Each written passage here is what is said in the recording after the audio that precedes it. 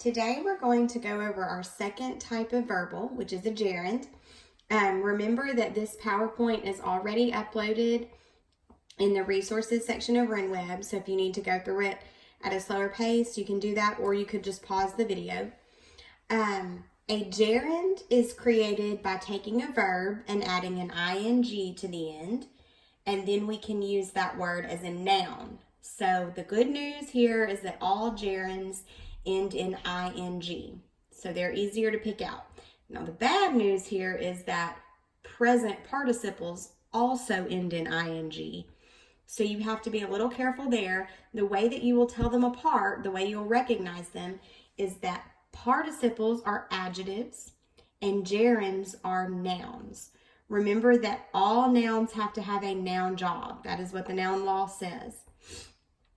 So because gerunds are nouns, every time you have a gerund in a sentence, it must be either a subject, direct object, indirect object, object of a preposition, predicate noun, or it could also be an appositive.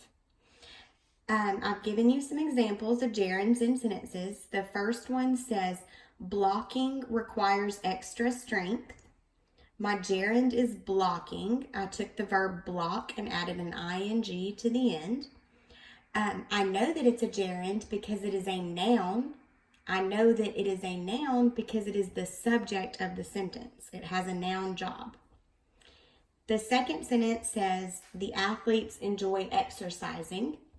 My gerund here is exercising. I took the word exercise and added an ing. In this sentence, exercising is the direct object. The athletes enjoy who or what exercising. That is how I know it is a noun and therefore a gerund. The next sentence, give sailing a try. Sailing is your gerund. Remember, this is an imperative sentence, so the subject of this sentence is understood you.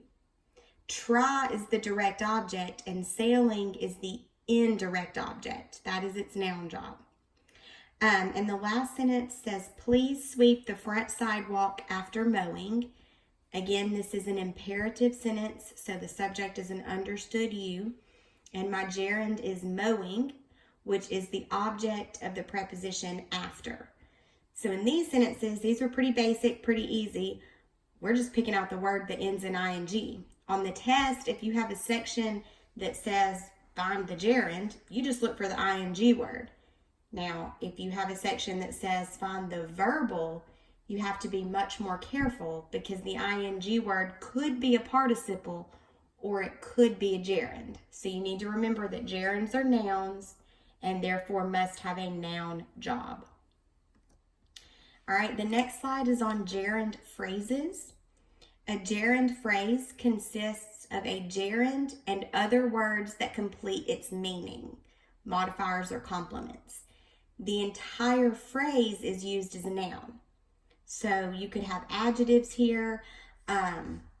Another thing that is always part of the gerund phrase, if you have one, is because gerunds are made from verbs, even though they function as nouns, they're made from verbs. So when you have a gerund phrase, the gerund usually has a direct object. Not the direct object of the sentence, but the direct object of the gerund. So let's look at an example. Kicking the ball takes skill. Your gerund phrase is kicking the ball. My gerund is kicking. I took kick, added an ing, and it's the subject of the sentence. Who or what takes skill? Kicking. But my gerund phrase is kicking the ball. The ball completes the meaning of kicking. It's actually the direct object of the gerund kicking. The next sentence, a team tries scoring a touchdown. Scoring a touchdown is my gerund phrase. Scoring is my gerund.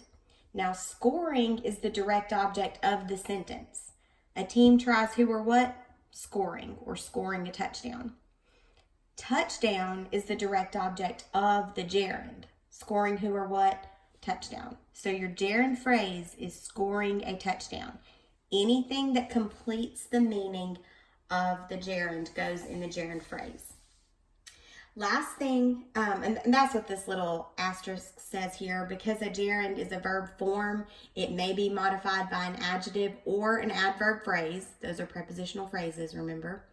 And it may have a complement, which is usually a direct object. The last thing on here, you always use a possessive before a gerund. So an example of this would be, I wouldn't say, me studying is what led to my successful performance. I would say my studying is what led to my successful performance, because studying is a gerund because it is the subject of that sentence.